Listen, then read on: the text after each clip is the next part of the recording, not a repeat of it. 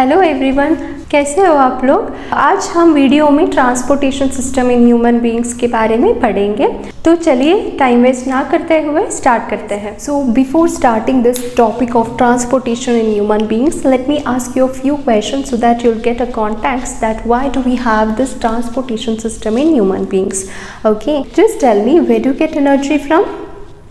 Yes, you get energy because of cellular respiration, correct? And yes, what are all the main ingredients which are required for the cellular respiration? Yes, you are right that C6H12O6, which is nothing but a glucose compound, and oxygen. So these two are the main ingredients which will take part in the cellular respiration, right? There happens to be the oxidation of this glucose, which in turn releases an energy molecule along with carbon dioxide and water molecules, correct? So now these two components has to reach each and every cell. As I told you before that it's a cellular respiration because of which you are getting energy, right? So how do these two ingredients will move to different parts of your body, like different cells of your body? Correct, that is one question. And also because of metabolic activities, the cell alone itself will produce many nitrogenous waste compounds like urea, uric acid, everything. Okay, and also you know, right, because of a cellular respiration, carbon dioxide which is produced, this is also a waste product which is not required for the body, right? So these waste product has to be eliminated from the body, right? So in order to transport all these required materials like glucose, oxygen or amino acids, right, and also the waste products like carbon dioxide, urea, uric acid, we do have, or we humans have a transportation system. Okay, and we also have transportation system in plants, and for that topic we will learn in the next video. Fine. So now coming to the transportation system in human beings, it comprises of three main things. Okay, so one being blood, the second one being blood vessels, okay, and the last one being heart. So now coming to the blood is a fluid connective tissue where it has got a fluid medium called as plasma. Okay, so in which the cells are suspended in. Which are all those cells? We have got RBC cells, WBC cells and platelets. Okay, so coming to RBC cells, RBC is nothing but red blood corpuscles. Okay, and coming to WBC cells, they are nothing but white blood corpuscles, or you can even call it as white blood cells, and platelets. Fine. So RBC has got a main function of carrying oxygen. Okay, because this RBC has got a respiratory pigment called hemoglobin, or in short we call it as a HP. So this hemoglobin has been derived from two main words, being hemin, which means iron containing part, and a globin, which is nothing but a protein part. Okay, so together it forms a term called hemoglobin. Okay, so this has got a main function of carrying oxygen, and you can even call it as a respiratory pigment. The next is WBC cells, or white blood cells. So this has got a main function in our body defense system, where it mainly participates in engulfing the bacteria or the foreign bodies or other the microorganisms which enters into your body. So usually it will be having a amoeboid shape, which is like a which is nothing but a irregular shape. Okay, and next comes the platelets. So these platelets play a very important role in one main process called as clotting of blood.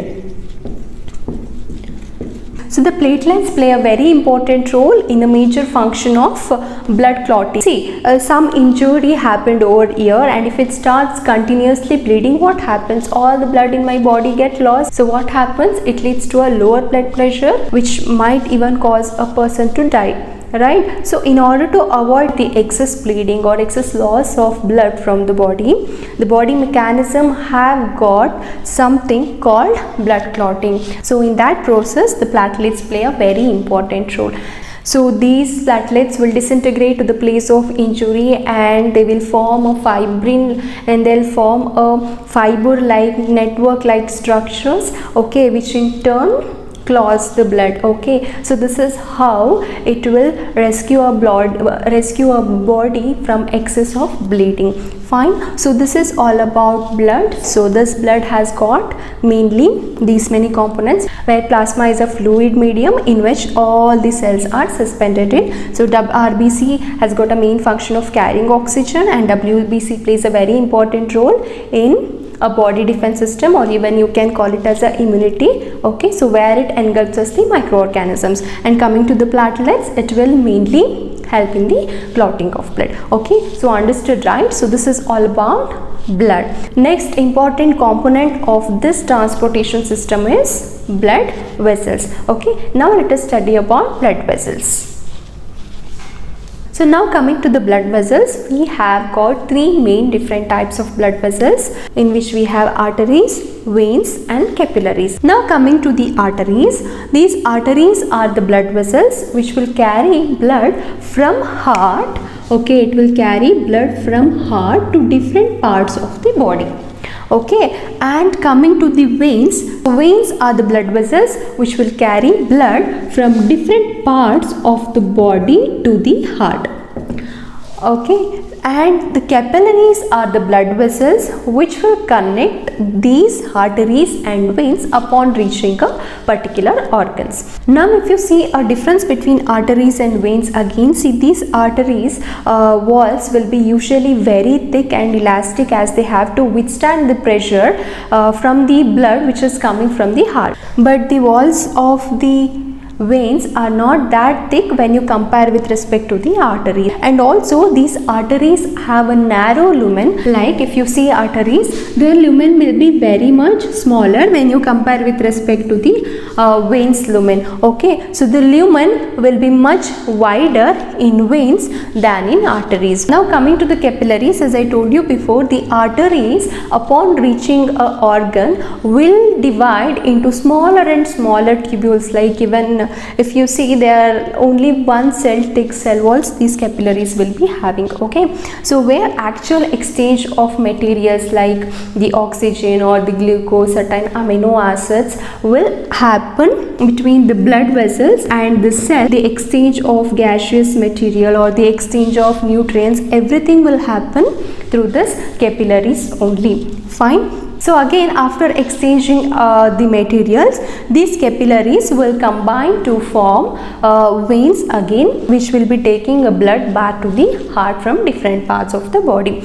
Okay, so this is all about blood vessels. So now coming to the most important organ of the transportation system, which is nothing but a heart. Okay, so heart is also called as a pumping organ, as it pumps the blood to various parts of the body. So now coming to the structure of the heart, you could see that the heart has got mainly four chambers, one being right auricle, right ventricle, and left auricle and left ventricle. Okay, and it also have got many blood vessels like inferior vena cava and superior vena cava. Here you could see that pulmonary veins, pulmonary arteries also aorta, and also there is a separation between complete right part of the heart and a left part of the heart, what you call it as a septum. So now let me tell you about each and every function of these blood vessels, also what happens in the chambers.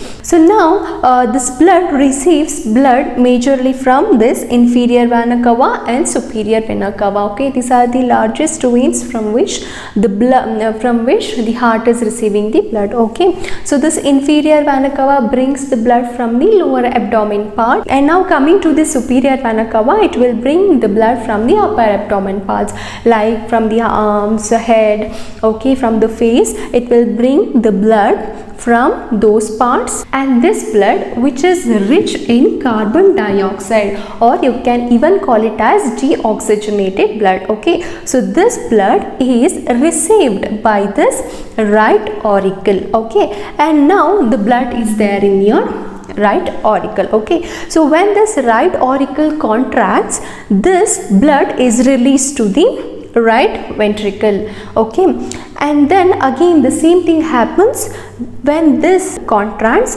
The blood which is inside it is pumped to the lungs, okay, through this pulmonary arteries, okay, for the purpose of oxygenation. Okay, so what is oxygenation then? So oxygenation is nothing but, here I told you that the blood which is coming from different parts of the body is more in carbon dioxide, and you know that carbon dioxide is a waste material which your body is not willing to keep inside it. So that CO2 which is a waste material has to be eliminated out of the body, and thus that is the reason it is going to the lungs for the purpose of gaseous exchange. So the lungs will be having oxygen in them, thus the gaseous exchange will happen between this blood and the lungs. Okay, so once this oxygenation will happen, the blood from the lungs will come back to the heart through this pulmonary veins. So veins have got a main function of what? As I already told you that they will bring the blood from different parts of the body to the heart. Okay, so here I'll tell the major difference between the normal arteries and pulmonary arteries, as well as normal veins and pulmonary veins. So now the oxygen rich blood enters through this pulmonary veins. Okay, so when now your blood is here, so this is oxygen rich. Okay, the blood which had went to the lungs was carbon dioxide rich, correct? So now you are getting oxygen rich blood to the left auricle, and again when this left auricle contracts, what happens? It will release the blood to the left ventricle, and again when this gets contracted, what happens? It will release the blood to different parts of the body through this aorta. Okay, and this part will pump the blood to the upper abdomen parts, and this aorta which runs down will pump the oxygenated blood to the lower abdomen parts of the body. Okay, so this is how the blood circulates within the heart. Okay, so you could also see that there is a septum which is separating a right part of the heart from the left part of the heart. Okay, so this septum is actually helping or preventing the intermixing of blood, which is carbon dioxide rich blood and oxygen rich blood. Okay, and you can also notice that the blood is entering twice the heart before it is being pushed to different parts of the body, right? See here, firstly the carbon dioxide rich blood is entering to the right part of the heart, and then it is being pumped to the lungs for the purpose of oxygenation, and from again lungs it will come back to the heart, right, which is a oxygen rich blood, and then from this left ventricle it will be pumped to the different parts of the body. So the blood is entering twice the heart before it is being pushed to the different parts of the body, right? And hence this type of circulation where the blood is entering the heart twice, we call it as a double circulation. And yes, again if you see the septum, its importance, usually this septum is found in birds and mammals, and you know that they are homeothermic animals, which means they have to keep their body temperature constant, correct? See, in humans only if you consider, we have to maintain a standard body temperature, right? And if it exceeds than that, we call it as a fever, right? Like that, birds also have to keep their body temperature constant.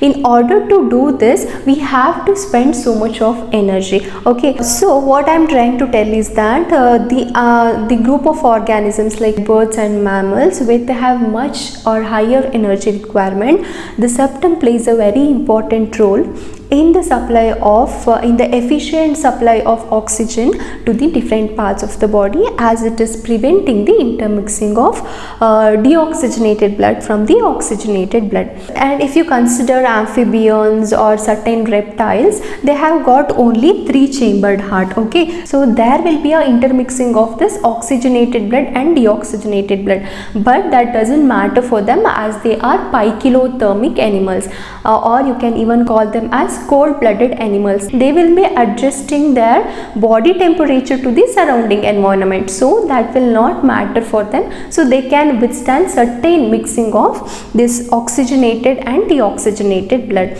Okay, so this is the importance of the septum in the birds and mammals. And I told you that I'll tell you the difference between this pulmonary artery and a normal artery, also pulmonary veins and normal veins, right?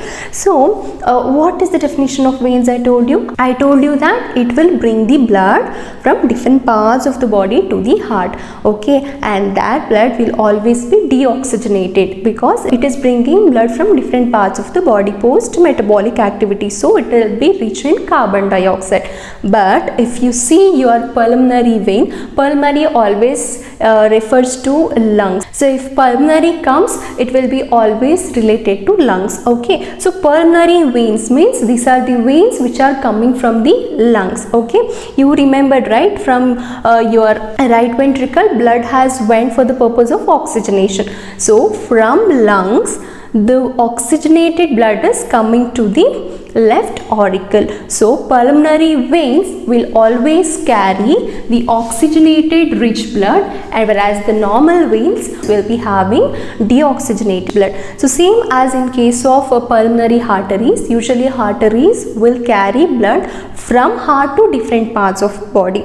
Here also it is happening same with respect to pulmonary artery, whereas where it is taking a blood from the heart to the lungs, but only it differs in the whether it is oxygenated or deoxygenated. Okay, so usually arteries will carry oxygenated blood, right? But your pulmonary artery is carrying what? It is carrying a deoxygenated blood, right? So these are the major differences between the pulmonary artery and arteries, and pulmonary veins and normal veins. Okay, yes, so this is all about the transportation in human beings.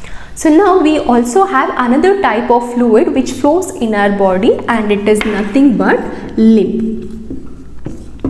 Coming to the lymph is also a fluid which is involved in the transportation. It is also called as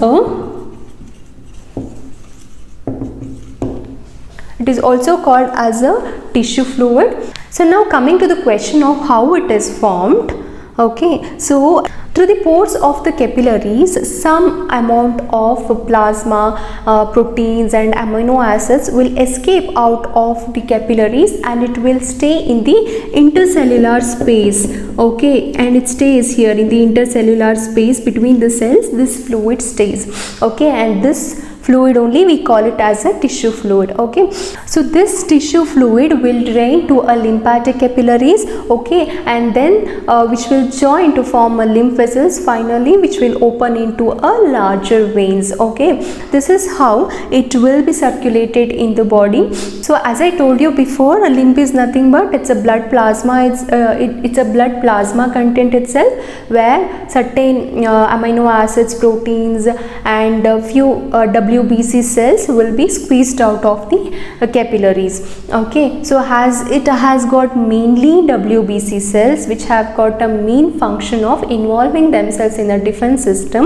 The lymph plays a very important role in the immunity. Okay, so this is all about a lymph. So this ends the transportation system in human beings. So let us learn about the transportation in plants in the next video. Fine. I hope you would have found this video useful. So please like and share the video. Also do not forget to subscribe and click the bell icon. Thanks for watching.